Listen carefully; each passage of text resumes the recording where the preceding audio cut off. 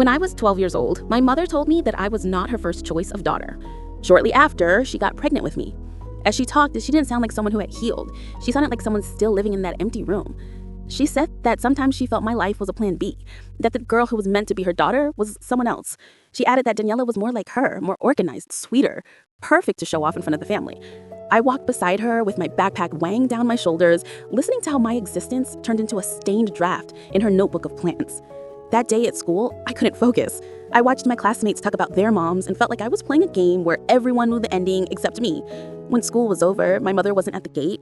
I waited until my teacher walked me to the entrance and said she would call someone. A few minutes later, my grandmother showed up, out of breath, saying my mother had gone with Carla and Daniela to the mall and had completely forgotten about the presentation. On the way home, my grandmother spoke, without realizing how much she was revealing. She said my mother had been unfair to me from the start, that she always compared what she had with me to what she could have had with Daniela. She said my mother was obsessed with a daughter she never really had. Each sentence tightened the knot already in my throat.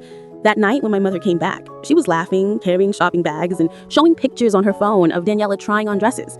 When she saw me sitting there in my uniform with swollen eyes, she just said I was overreacting, that a school event wasn't that important, that one day I would think of her being tough because it would make me strong.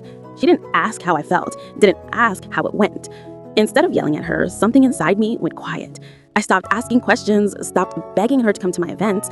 I started looking for my grandmother's face in the stands at the gym, for my father's voice in short calls, from any hug that didn't come with conditions or invisible comparisons. I no longer tried to become the daughter she had imagined with a different face and a different name. I don't know if my mother will ever stop seeing Daniela as her first lost choice, and me as the version she got by obligation. But since that afternoon in the kitchen, I've known that her choice doesn't define my worth. I didn't get to choose being her daughter, but I can choose not to spend my whole life fighting for a place that in her mind always belonged to someone else.